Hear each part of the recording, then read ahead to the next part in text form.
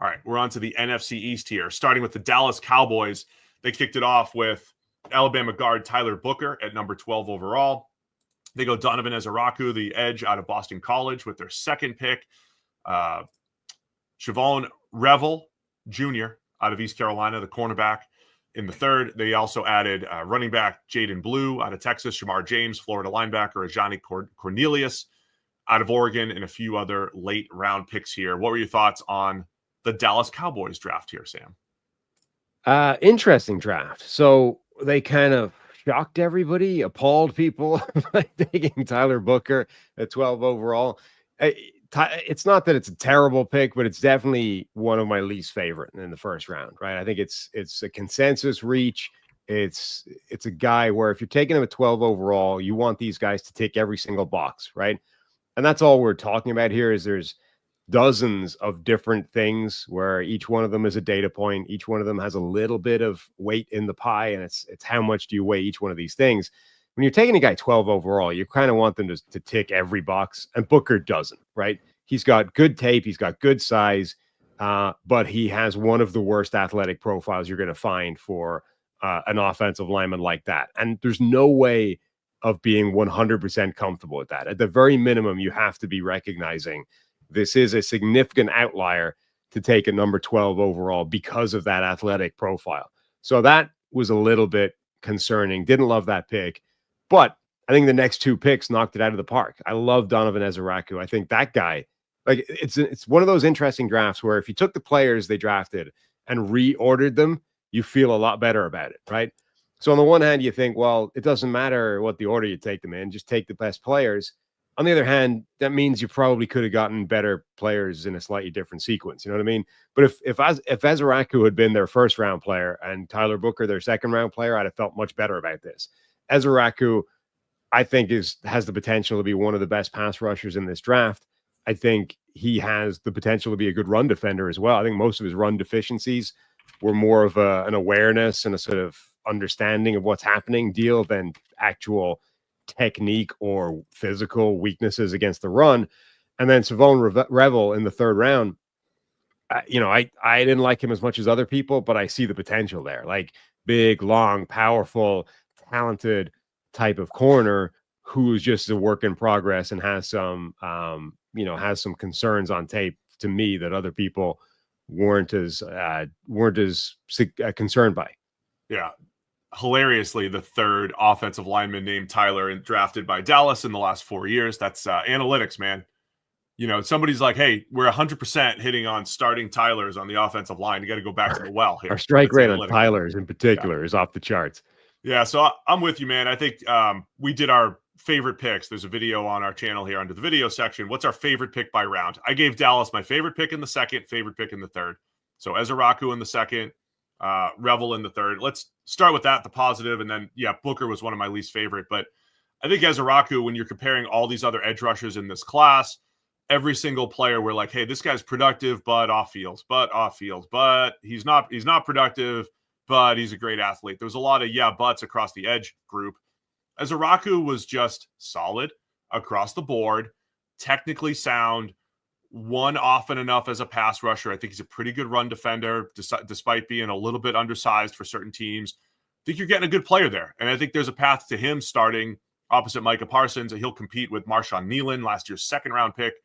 And I think that's a pretty good rotation there, opposite Micah Parsons. And they lost to Marcus Lawrence. And look, I'm not a needs-based drafter, but when the value's there and I could see this guy starting at a significant position, I really like that pick. So getting Ezeiruaku at 44, I think is fantastic. We were looking at him anywhere in the first. We liked the Lions taking him late first, so getting him at 44, I think, is fantastic.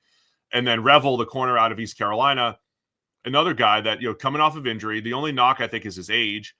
He's got some inconsistent tape, but the length that he has, I believe I saw the report out there that the Cowboys scouts were calling him the Condor because of his length.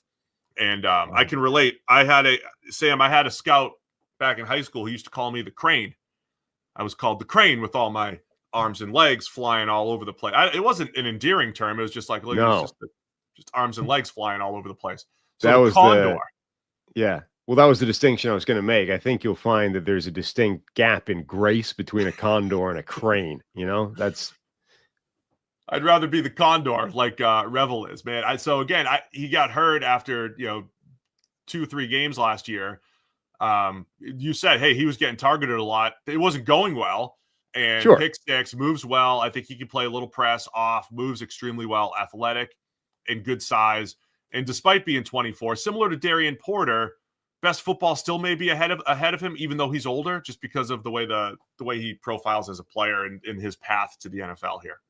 Yeah, I mean, it wasn't going well in large part because the people targeting were Old Dominion and Appalachian State. Like, how well is it likely to go? But I do genuinely think that there is signal in the idea that two not good teams were not scared of a guy who should have had the profile to be scared of already, right? And they were targeting him not just a little bit, like they weren't just throwing the ball in his general direction. They double-digit times, right? He was targeted effectively an average of 10 times a game by those two guys early in the season. I don't think you do that to a corner that you think is genuinely elite / terrifying. Look, I think it's summed up. My last note was I love the gamble in the third round, but I'd be hesitant to do it earlier than that. He's got starter traits, but the tape just isn't there yet. That's what they've got. So this is an interesting draft because if you look at Arif Hassan's work relative to the consensus board and value and all that kind of thing, Ezeiruaku and Revel represent two of the best 15 picks in the entire draft in terms of value. But Booker represents the biggest reach in the entire draft, according to his data. Now, I don't know what you do with the idea that in this draft, it looks like the consensus board collectively was lower on all of the offensive linemen than the draft was, right? So his rank on the consensus board, I think, was 31. I don't think there's any chance whatsoever that Booker would have made the second round, right? So maybe you ding that a little bit, but the point I think would remain the same, that it's one significant reach in the first round and then two significant bargains in the next two rounds. And it's how do you weigh that overall? Hey guys, just taking a quick break to tell you, hey, just over 50% of you are still unsubscribed to Check the Mic. It helps the channel. It helps to make sure that you don't miss any of our shows. So if you have a chance, hit the subscribe button right now. I just want to discuss the Booker pick a little bit and where the perspective is coming. So, look, early in the process, I think teams were mocking Booker to the Dolphins at 13 with their guard need. I mean, early in the process, he was considered, a mid-first round player, if you want to go that route. I'm just going to compare him to good NFL players over the last couple of years and why the workout is significant and even the production compared to recently good NFL guards and centers. Above average pass blocking grade per PFF, above average pass blocking in true pass sets. All of that is fantastic. For a player who gets this, the perception is mauling, big, bruising guard. True, he has those elements, but he's a below average run blocking profile coming again via PFF for what players have done in college who went on to be good NFL players. And then the workout is significant because if you do look at the recent hit rates on interior offensive linemen, most of them moved really well, particularly the shuttle and the cone, the change of direction stuff. That's where he was horrible. Booker. So below average 40, 5.38. The best, good NFL players are usually about 5'1". So he's a, couple tenths of a second slower. Vertical, broad, below average relative to good NFL players. And then it's the shuttle and the cone. 4.58 shuttle is what's normally what good players are running. He's at 4.84. Cone, he almost had an 8. 3 cone, 7.96, well below average. So that's part of the concern here with Booker.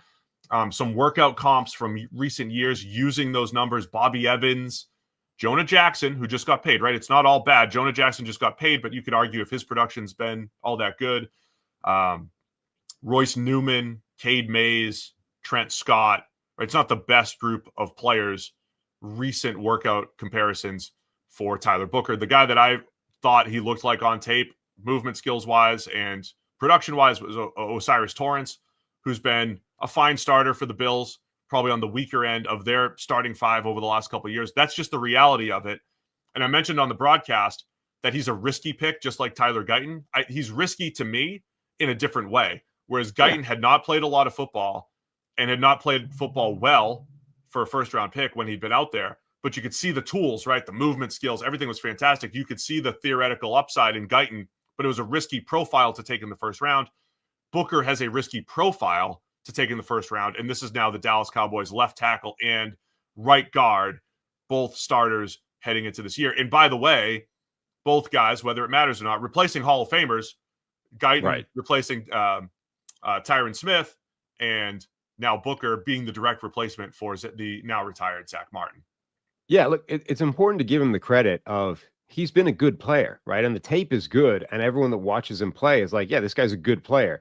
So it's not like we're talking about a guy who has nothing to go with. Like, it's not like a terrible pick in the first round because he's got bad tape and bad athleticism, and there's really no selling point here. He's got good tape. He's been a productive player in the SEC against strong competition, but his workout profile is concerning, and you want both of those things, right? Have you checked my theory that you tend to think, I think it's counterintuitive. You tend to think bad athlete in the offensive line will struggle in pass protection, but could be a good run blocker because that's more power based. But actually, I think bad athletes get exposed in the run game where you actually need that quick movement skills to be able to get across gaps, to be able to cut off defensive linemen, etc. I think of DeJuan Jones, who is just huge, right? Is so big that it's difficult to be a great athlete. Actually, he's a pretty good pass protector because the size is so hard to move around, even if he can't move that well. But he's not a particularly good run blocker because that's where the lack of quickness gets exposed and smaller guys can get around him. Yeah, I mean, like I said, he's got a below average run blocking profile for a first round guard, for a good NFL guard coming out of PFF, for whatever that's worth. And I thought that the movement skills do affect him in pass protection too, when he's dealing with exchanges and stunts and twists and everything. But yeah, I think you see the movement issues in the run game with Booker. So that's the question for him at 12. And this, had a domino effect. Gray Zabel goes at 18. Donovan Jackson goes at 24. You started to see guards go off the board after Dallas took Booker at 12. But I need you to test my theory with your data. That, I'll look into it. That if you're a bad athlete, it's going to show up more in run blocking and pass protection. Orlando Brown Jr. workout was the worst. That's right. He had an awesome production profile, but also went in the third round, right? So that's part of it. He's another, and DeJuan Jones went in the fourth round. Could have gone in the second, but maybe had some character. But those are two guys who are probably better in pass protection than run blocking too. So maybe your theory is correct. Anything else on that? So the rest of Dallas's draft, I think Jaden Blue's an interesting player because I like him as a pass catcher. And so of all the teams, we thought Dallas, hey, they might be taking a running back here. I don't think Jaden Blue is a good running back. I don't think he's a good, hey, go carry the ball 15 times, break some tackles, maximize what's there. I think he's a good third back that you're, running wheel routes out of the backfield. He did that twice against Ohio State, but sub 4.4 speed. So of course he goes to Dallas where there's actually a path to carries. So that's an interesting one in the fifth because I think he's more of a RB3. I think Johnny Cornelius is a nice developmental tackle prospect. So to me, the key to the draft obviously is Booker developing, and they could have hit home runs in rounds 2 and 3 with Ezeiruaku and Revel. So overall, I think the top 3 picks are fine, but yeah, Booker is going to be a big key to this one. Yeah, I think it's a pretty good draft. It actually ranks extremely well on Rene Bugner's consensus kind of grades. It has the Cowboys as the 7th best draft and PFF, one of PFF's favorite. What I think you have to factor in, though, number one, the reach for Booker. Number two, Dallas has effectively come out and declared what they do in the draft is draft for need, right? It's the only way of reading Jerry Jones' comments on how they don't take needs in free agency. They don't think that's what it's for. The only possible logic to follow with that is, well, we therefore draft for need. Well, if you're drafting, if that's the strategy, that's fine. Booker is now a need with the retirement of Zach Martin. Edge is a need, blah, blah, blah. You also had a bunch of other needs that you didn't touch, right? Wide receiver is still a need, and they didn't add a wide receiver. So I think you have to look at this draft a little bit and say, okay, they got some good players and they got some steals with Ezeiruaku and Revel. But we still have like Jalen Tolbert might be the second wide receiver on this team. Is that good enough? There's other positions where you can say we didn't touch this in this draft and it's still an area of need. Well, could we have gone a different direction with some of these picks? As the chat suggests, they got fleeced by Tetero McMillan going at 8. I mean, a lot of people had McMillan going at 12 to Dallas. The other point I want to bring up, Jerry Jones said that they were debating. I love when he speaks and tells us, or someone confirmed, they were debating Walter Nolan at 12 versus Tyler Booker, like pretty intensely. And so my bias would have said if they had taken Nolan, had Walter Nolan, and let's say they drafted the same way, then Ezeiruaku, then Revel, I'd be like, wow, this is one of my favorite drafts, just because I like Nolan better as a prospect. I think that would have been a massive impact on their defense. But then they'd also still be sitting with an offensive line starting need and in the same wide receiver need. So tough spot for Dallas. I think they should have attacked a few more needs in free agency, or worked the cap a little bit better, so that they're not sitting here with CD Lamb. Like if you take CD Lamb out of the receiving core, it's the worst in the NFL. That's the truth. Right. CD's a stud. Which is only an injury away.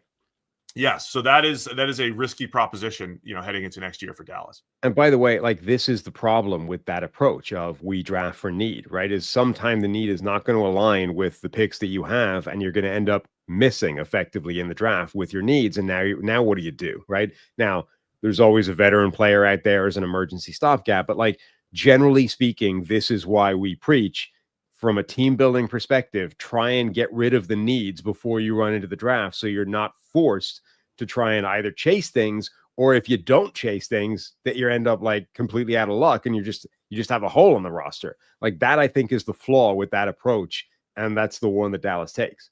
So as you said, Dallas is 7th on Renee's composite there, which I get. I mean, if you're gonna weigh rounds 2 and 3, like those are really good value. And I think a lot of people expected Tyler Booker to go in the first round anyway. So the idea that he goes at 12 versus say 25 isn't a big deal for them. So I think overall people do like the Dallas draft. I think it's solid, but I don't really understand the people that think it's like one of the best 2 or 3 in the draft, which a few people seem to. Yeah. Thanks for watching all the way to the end of our video. For more great content, click here to subscribe and here to watch another video. We'll see you again soon.